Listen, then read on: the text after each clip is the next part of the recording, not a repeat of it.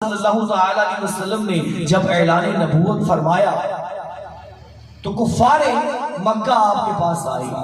اور آ کر کہنے لگی کہ آپ واقعی اللہ کے نبی ہیں تو آپ ایک کام کریں، ہمارا ایک مطالبہ ہے، اس مطالبے کو اگر آپ پورا کریں گے تو ہم آپ کو اللہ کا نبی مان لیں گے۔ اب سنیے وہ مطالبہ کیا تھا۔ کافر کہنے لگے کہ آسمان پر جو چاند ہے نا، اس چاند کے 2 ٹکڑے کریں گے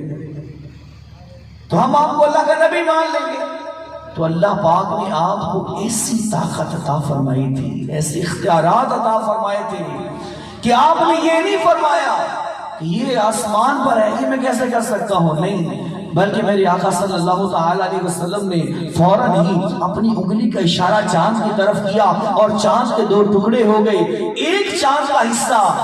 غار ہیرا کے ایک طرف ہو گیا اور دوسرا چاند کا حصہ غار ہیرا کے دوسری طرف ہو گیا۔